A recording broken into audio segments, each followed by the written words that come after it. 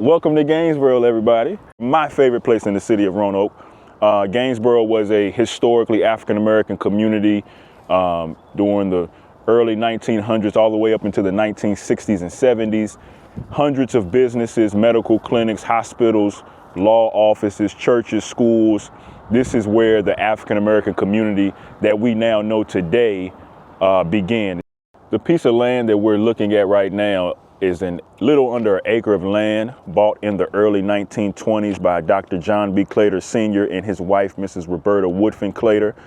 They bought this property to build their 20-plus room home, a gas station on Gilmer Avenue, and then 20 years later, they built their family-owned medical clinic, and that was the dream of Mrs. Claytor. Mrs. Claytor asked her husband to build a medical clinic so that her husband and her sons could work together. And the clinic was two buildings. One of those buildings no longer stands due to fire. One of the buildings still remain, of course, and this was built in 1948.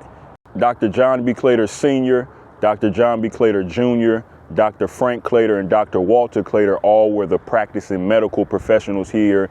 And Ralph Claytor, was the bookkeeper of the clinic, and he also ran the family service station on the Gilmer Avenue side. If you look right here behind the building, you sort of see the remains of a retaining wall.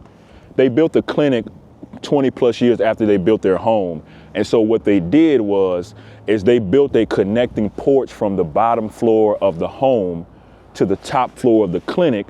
A few of the Claytor doctors still lived at home when the clinic was built. So they would wake up in the morning, come out of the back door of their home to the top floor of the clinic. And then when the day was over, they would go upstairs, lock up, and go back home. The Claytor family is like one of the most phenomenal families I've ever learned about. So my family lived in this area, the Rutherford Avenue area, which is a few streets over from here. And I would just listen to my grandmother and her sister tell stories. And it just sparked something in me. I wanted to get my daughter interested in the history. My great-grandmother, Robbie Board, was very involved in the community during that time. Her and Oliver Hill were childhood friends. So just my family stories kind of sparked it. And then I met one of the most phenomenal people I've ever met in my life, Richard Chubb. And he just took my love for history to another level. Thank you for joining me on this walking tour. If you would like more information on the full walking tour, please contact the Gainsboro Library and we can schedule a walking tour. Thank you again.